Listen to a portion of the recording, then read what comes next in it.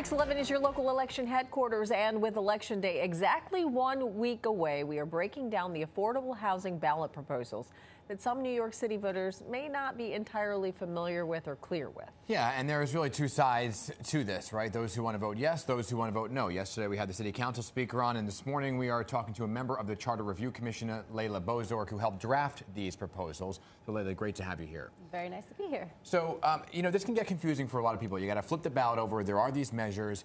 Kind of lay out the lay of the land and why you want people to vote yes. Yeah, so it's really important to recognize, and I think there's no debate over the fact that we are in a very severe housing crisis here in New York City, and in particular, a severe affordable housing crisis. We simply do not have sufficient homes to meet the demand that exists for people that live here or people that want to come here. And that puts a lot of pressure on rents. The rent is too high. Yeah. More than 50% of New Yorkers are rent burdened, which means they're paying more than 30% of their income towards rent. 30% of them are severely rent burdened, meaning they're paying more than 50% of their income towards rent. That means less money for food, for education, for enjoyment, for all the other necessities that a family has. And a huge contributing factor to that crisis is simply the fact that we do not have enough homes. What these ballot proposals aim to do is take the process that we have to go through in the city to build housing, and in particular to build affordable housing, and it aims to make it faster, simpler, and less political. And it's important to note that the fact that it is currently long, complex, and highly political means it creates a lot of uncertainty, and that results in uneven development across the city and simply not enough development across the city. So lay them out for like 1, 2, and 3. So questions, you'll see them as question 2, 3, 4, and 5. Okay, 2, right? 3, 4, and 5. Questions 2 and 3 are really about fast-tracking and expediting the types of housing that New Yorkers say they most want in their neighborhoods. That's affordable housing, housing that's subsidized by the city government to make it more affordable, and modest-sized projects, things that fit within the character of a neighborhood. We're not talking about large developments here. We're talking about small, modest-sized buildings or small increases in higher density neighborhoods. So those types of projects would be in question 2, an affordable housing fast track, and in question 3, something we're calling an expedited land use process. What's important for both of those is to recognize it's not that we're getting rid of public review. We're taking a long, complex public review process and we're simplifying it. And community boards maintain their voice in that process. We are not changing or not proposing to change what the community board's role is in the review process. So we had the City Council speaker on yesterday, right? I wanted you to take a listen to what she had to say about these.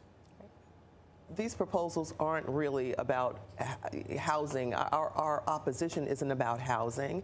It's not about member deference. It's not about power for the council. This is about erasing the voices of communities, of residents, of your neighbors, of our community boards, of our civics, voices that their duly elected representatives bring to the negotiating table in their behalf after listening to them.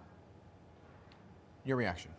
So first of all, I want to note Speaker Adams has been an amazing housing leader. We would not be able to do, we wouldn't have gotten City of Yes for Housing Opportunity passed without her leadership. Yeah. She as a speaker has been a huge champion of affordable housing and has led the City Council towards being more pro-housing. But this really isn't about the speaker, and it's not about the City Council. It's not about the mayor. This is about the housing that New Yorkers need. Yeah, so why is there such opposition to it from the council?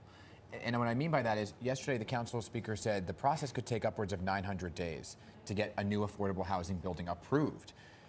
With this process, how quickly is it going to happen when you look at 900 days? She's saying it was like 65 days that it may be expedited. Yeah, so there's a lot of kind of misleading information out there about the existing process.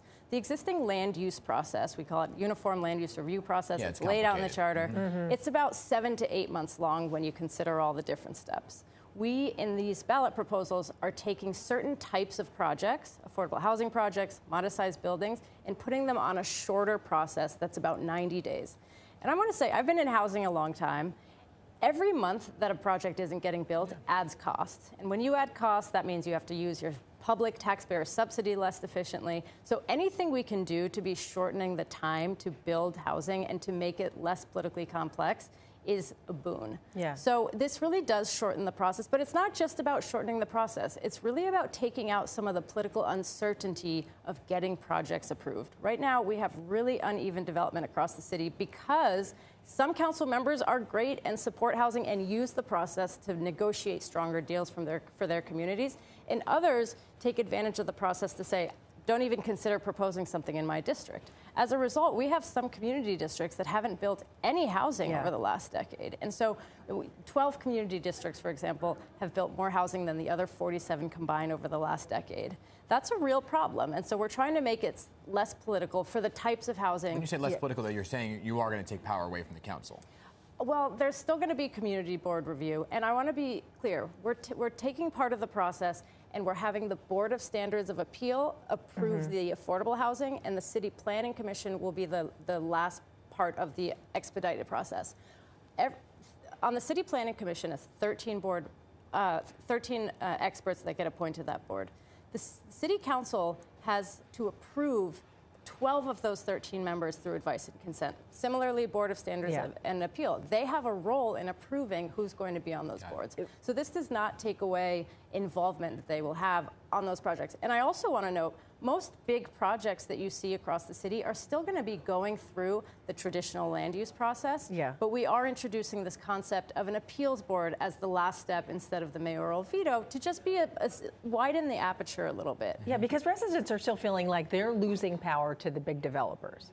That's how they're translating this a little bit. I understand that that's what some of the messaging is, but I want to be clear. The people who benefit from a housing shortage are developers and landowners because they can jack rents to be what it is when you have this mismatch in supply and demand. This is not about developers. This is about the housing that New Yorkers need. And of course, we build housing through these public-private partnerships, but this is really about the types of housing that New Yorkers need. We're not turning anything into as-of-right development that doesn't have review process. We're changing the review process to make it faster, simpler, less political. Yeah, and does it give the mayor, though, whoever the mayor may be, does it give the mayor more power? It certainly will help any mayor kind of design a housing plan that allows them to build more housing in more neighborhoods. But like I said, there's still going to be a review process. You have to have community board input. The borough presidents will still have a role. The Board of Standards and Appeals still have to agree that that housing is necessary, that it fits into neighborhood character. You still have to have the City Planning Commission agree that the housing is appropriate. But it certainly will help any mayor come up with a robust housing plan that includes a lot more affordable housing. Will there be any safeguards to make sure people aren't priced out? Well, what's great about these proposals, especially the fast track, it's really about focusing on the type of housing that people say they want most. Publicly supported, publicly subsidized, deeply affordable housing. What we need most is more housing to correct for that supply and demand issue, and we need more affordable housing. And to be clear, a land use process in and of itself isn't what creates deeply affordable housing. It certainly stops deeply affordable housing from getting constructed, but we use our public subsidies to make sure we are building housing at rents that low-income New Yorkers can afford. Got to leave it there because we're out of time. Leila, thank you so much for coming on to Thanks kind of lay out me. your side of things. Remember, early voting is currently underway until September. Wow. Sunday, November 2nd. Today and tomorrow, polls are open from 10 a.m. until 8 p.m. And of course, Election Day is the all-important day of November 4th. Don't forget, flip your ballot over to vote on those measures. It's been a long election cycle. It has been. I'm ready for it to be November 5th. We'll be right back.